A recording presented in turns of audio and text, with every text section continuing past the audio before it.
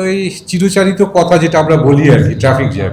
আমি বাসা থেকে বের হয়েছি 7টায়, তারপরও আমার এখানে আসতে প্রায় এত সময় লেগে গেল।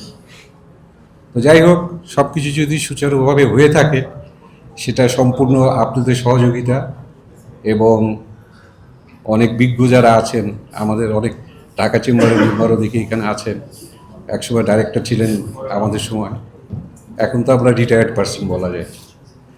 এনিওয়ে, আসলে ফাউন্ডার প্রেসিডেন্ট সাহেব যে কথাটা বলেছেন আমি ওনার সাথে একমত, এবং ওনার পাশে যে ভদ্রলোক বসে আছে উনিও সেটার সাথে সুর মিলিয়ে বললেন যে ডাচের হয়ে যদি আমরা কোনো কাজ না করি, তাদের রিপ্রেজেন্টেটিভ যদি না আনতে পারি, তাহলে তো এটা ডাচ কথাটা রাখার দরকার নেই।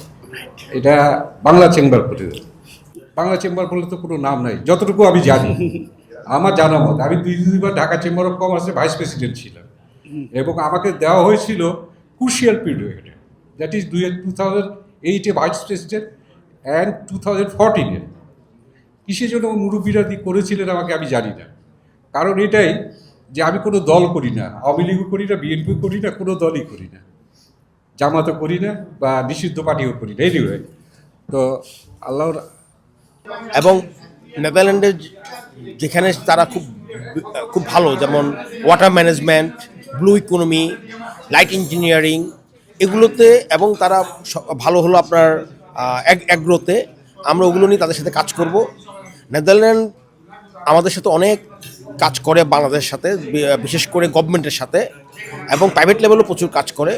সেই কাজগুলোকে আরও যাতে বৃদ্ধি পায় আমরা সেই ব্যবস্থাটা করব। এবং আমরা চাই আমাদের যারা মেম্বার আছে তারা যাতে নেদারল্যান্ডের সাথে অলরেডি তাদের ব্যবসা চলমান, তারা যাতে আরও ব্যবসাটা আরও স্মুথলি করতে পারে।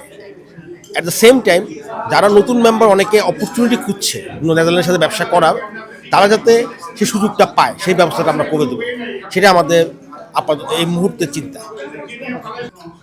আসলে আমি এর আগেও এই বোর্ডে ছিলাম অ্যাজ এ ডিরেক্টর। এবার আমি এই চেম্বারের জয়েন্ট সেক্রেটারি হিসেবে দায়িত্ব নিয়েছি। তো আমাদের আসলে মূল উদ্দেশ্য যেটা, সেটা হচ্ছে যে বাংলাদেশ এবং নেদারল্যান্ডসের ভিতরে বিজনেসটাকে আমরা যাতে আরও বাড়াতে পারি, এবং আমাদের এমবাসির সাথে এবং আমাদের ডাচ বিজনেসম্যান যারা এখানে আছেন তাদের সাথে আমরা